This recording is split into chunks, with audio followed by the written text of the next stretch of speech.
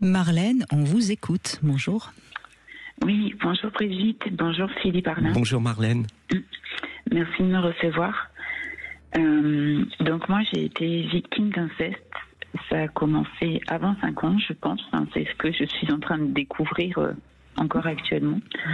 D'ailleurs, j'ai été choquée au mois de février d'apprendre que mon papa avait vu et que finalement c'est allé beaucoup plus loin. Enfin bon, certaines choses et comme le corps réagit si bien, aujourd'hui je suis en fauteuil roulant parce que j'ai des problèmes de santé, j'ai fait une chute et bon voilà. Et comme quoi le corps parlera toujours quand la tête elle bloque. Et donc moi pour me réapproprier, vous voulez dire que vous avez fait cette chute parce que tout d'un coup vous découvrez que votre père avait vu ou avait su et ça a provoqué une chute, c'est ça que ça vous s'est nous dites? passé 3 mois après, en fait, exactement. C'était le 9 février à peu près, j'ai eu mon père, et le 9 mai, j'ai eu la chute. Et c'est parce que ça m'a tellement ébranlé dans mon corps. Bien sûr, bien sûr. Ça a été appris, en fait. Et bon, j'ai des soucis de santé aussi, hein, mais j'ai fait une grave anorexie, j'en ai des conséquences encore aujourd'hui. Ces problèmes de santé, vous savez aussi d'où ils viennent. Ouais. Enfin bon. Et je me suis cassé le grand trochanteur. C'est le grand fessier, la hanche, c'est pas anodin non plus, quoi. Je suis tombée sur le cul, alors on peut le dire. La hanche gauche, on imagine? Oui, c'est ça. Comme par hasard. Oui. Enfin, et donc, moi, se réapproprier la sexualité, c'est vraiment ça. Et je pense qu'on n'a pas qu'une sexualité, mais des sexualités, que ça dépend beaucoup de son partenaire. Et en vous écoutant, en fait, j'ai eu plein de déclics. Je me suis dit, mon premier rapport, je l'ai eu à 14 ans et demi, ce qui est très jeune quand même. Mais je crois que c'était pour me venger sur mon père. Je viens de le comprendre, en fait, de le réaliser là, il y a quelques minutes à l'antenne. Alors, vous venger ou fuir? Vous voyez, ça peut. Mais en tout cas, c'était lié à. C'est fort probable. Parce que là, je lui ai dit tout de suite et je lui ai dit, tu vois, maintenant je suis plus vierge. Oui. Et j'ai eu une classe. Enfin bon, et donc avec mon mari, que ça fait 13 ans, donc moi j'ai été divorcée, dépaxée, remariée. Donc là ça fait 13 ans, c'est la première fois que ça dure si longtemps. Au tout départ, j'ai accepté des choses que je n'accepte plus aujourd'hui. Alors pour lui ça a été difficile parce qu'il dit je comprends pas, au début de notre relation, la sexualité, t'étais beaucoup plus ouverte et tout ça. Et en fait c'est parce que comme j'avais peur de le perdre, j'ai accepté des pratiques que je ne tolère pas aujourd'hui, que je ne veux pas.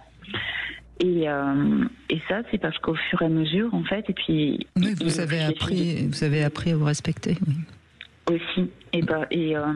Mais j'utilise aussi la sexualité comme punition. Alors, d'ailleurs, je devrais dire, vous avez appris à respecter votre corps, j'aurais dû dire. J'apprends, on va dire, à dire non. On dit toujours qu'il faut savoir dire oui, moi j'apprends à dire non. Et à dire non, je veux pas comme ça. Et en fait, apprendre à dire ce que je veux et ce qui me fait du bien et ce que je n'accepte pas. Quitte à perdre ou ce que ça vexe. Mais alors, si la sexualité, je lui dis en fait, en comprenant mon histoire, il faut que tu comprennes maintenant qu'il y a des choses que je n'arrive pas.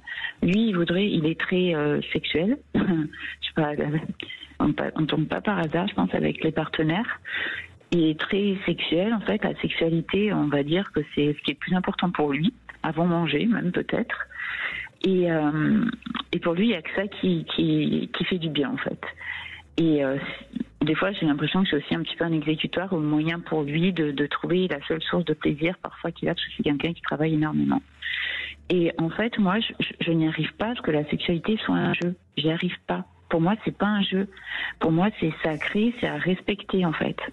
Donc, je lui demande d'aller avec beaucoup de douceur. Et au départ, il a très mal pris. On a eu là des passages où ça a été très compliqué. Et là, de toute façon, en étant en fauteuil roulant, il est obligé c'est difficile, on est obligé de se réapproprier aussi autrement. Et il y a quelque chose qui m'aide beaucoup, c'est le seul, en fait, qui peut me masser. Donc ça a été très compliqué, mais en fait, maintenant, chaque fois, ça doit commencer quand même par un petit massage pour que je puisse, en fait, rentrer dans moi et lâcher. Et il y a un truc qui m'a énormément aidée, et merci du fond du cœur, Brigitte, c'est grâce à vous. C'est qu'avant, durant l'émission, on testait des jouets, en fait. Oui. Et j'avais été appelée, et je me disais, mais moi, ça ne me correspond pas du tout, et tout, ça va pas, et tout. Et je me suis dit, je sais pas pourquoi, alors ce jour-là, j'avais dû être il y a dû y avoir quelque chose. J'avais dit ok, on va essayer, et j'avais choisi le Womanizer. Et ça a été une révélation pour moi en fait.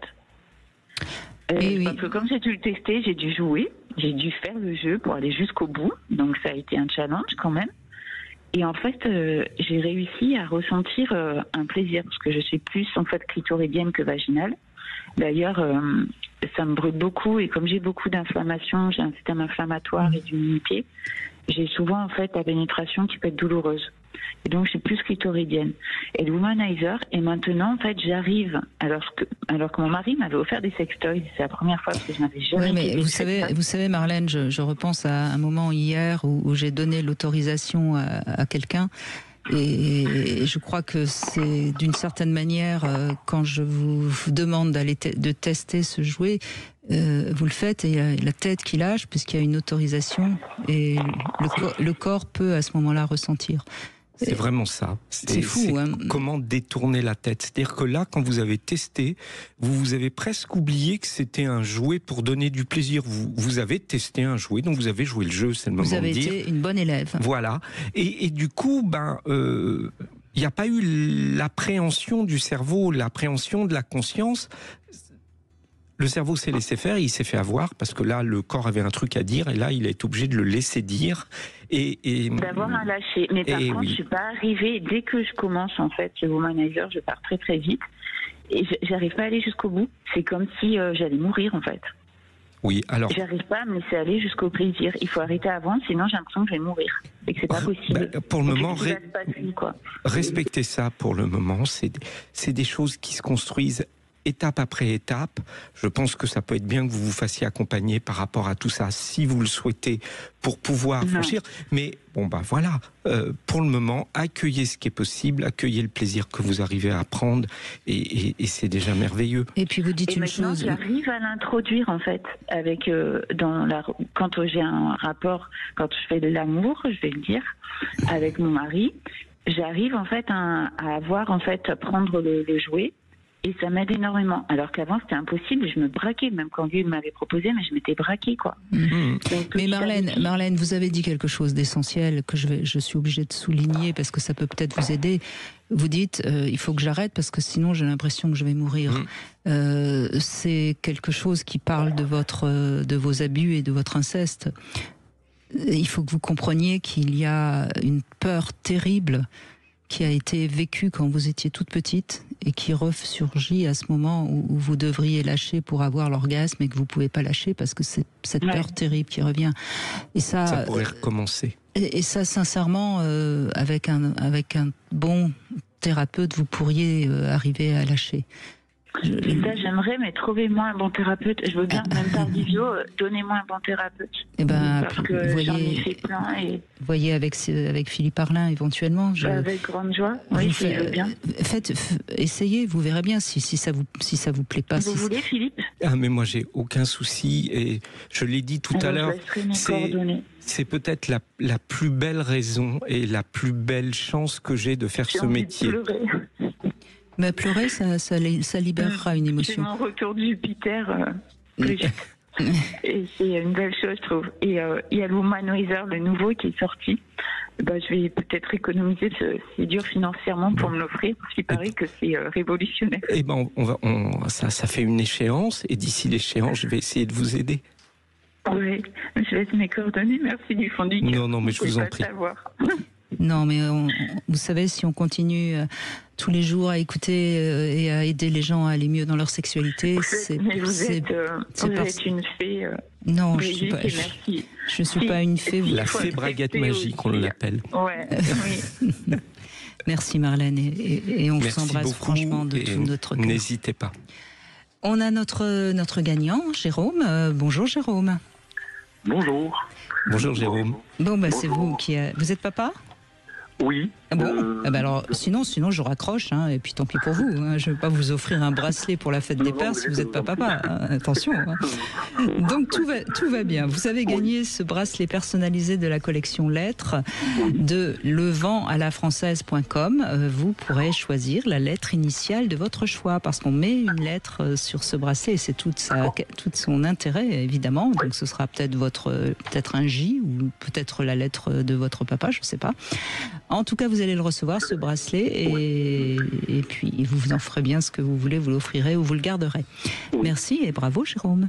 Merci Brigitte de m'avoir pris à l'antenne, merci bien. Je vous en prie. Et si vous voulez voir à quoi ressemble ce bracelet, si vous voulez plus d'infos, vous allez sur leventalafrançaise.com. On fait une petite pause, on se remet de nos émotions et on vous retrouve bien sûr sur Sud Radio 0826 300 300.